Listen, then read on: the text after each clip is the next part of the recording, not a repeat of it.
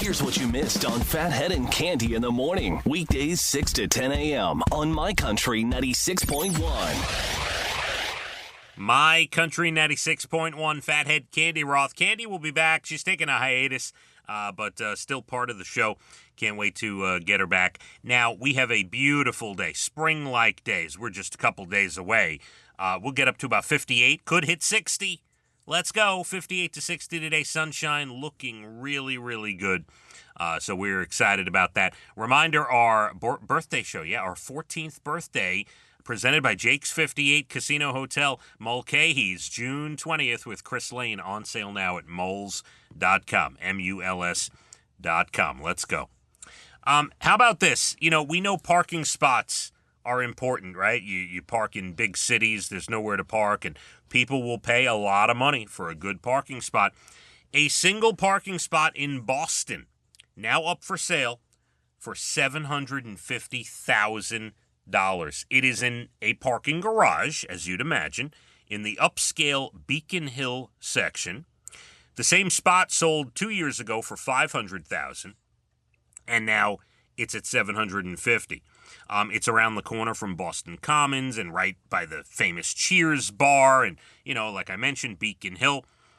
It's actually more than $750,000. That's just to have the spot. You have to pay the garage about $400 a month in fees, and property taxes about $291 a month.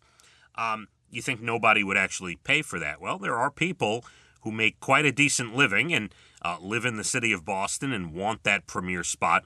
There is one buyer interested. It is listed on a website, I guess, where you can buy these things. It's listed as contingent, so it is in discussion, and they're going back and forth.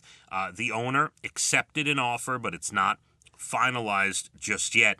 So there you go. One of the most expensive parking spots in the country, $750,000, the Beacon Hill section of Boston.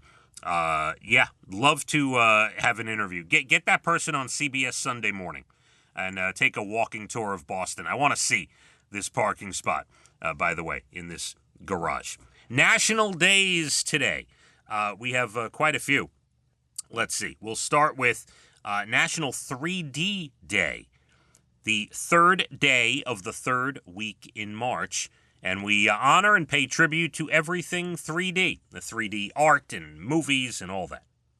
National Backyard Day. Boy, if there ever was a day for that. Beautiful. Close to 60 today. National Small Business Development Center Day, SBDC Day, where they help people who want to get into small businesses. They are there to support. National Certified Nurses Day. We love our nurses. Thank you. I've had quite a few of you when, I'd get the flu and go to the ER and get the, get the IV, right? Get the saline, whatever, get the IV, feeling sick. Thank you, nurses. And those who helped me after my hernia surgery. We love our nurses, for sure. National Let's Laugh Day. That's a good idea. National Chocolate Caramel Day. Who doesn't love that? And National Poultry Day, all things chicken. I hope that includes eating it, because that is, I don't own chickens, but I love to eat chickens. Good news to round out your morning. A woman who drives a doggy daycare bus in Wisconsin posted a St. Patrick's Day video that is blowing up. She put green hats and bows on all the dogs, about 20 of them. A dog named Aspen was also turning 2, so everyone got a hunk of cheese. The woman's business is called Canine Convoy. She says it's the best job she's ever had. Sounds like it. A 3-year-old in Colorado saved his great-grandmother after she fell last month and hit her head. It happened next to some steps outside her home. Her phone was in the car, so she told him to be brave and go get it for her. He was scared because it was dark out, but he came through. His 3-year-old went to the car, got it. There is security cam footage. You can hear him tell himself, "Don't be afraid." Now, I have not watched this yet, but how cute is that as he's trying to save his grandmother?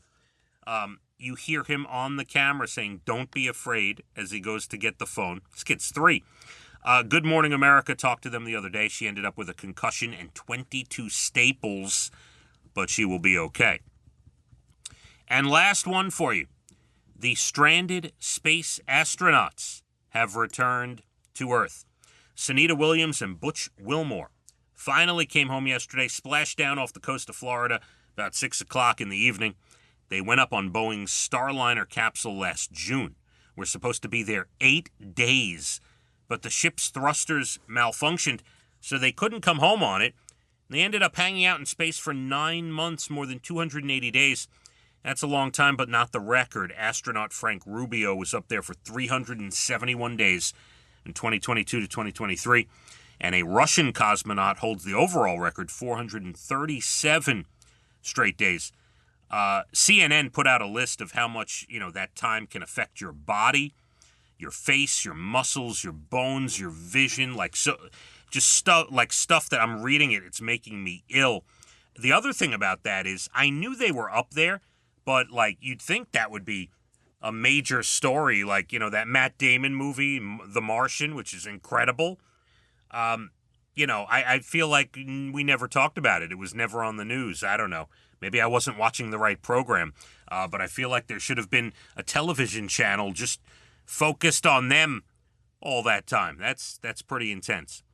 That does it. I'm out the door, but we'll be here till 10. We've got a lot of great music, 9 to 10. Then Jim O'Brien, Murph Dog, Jay Letterman, and Elena, 8 to midnight, with special guest Craig Morgan all week. Want you to enjoy the weather, 58 to 60 in sunshine today.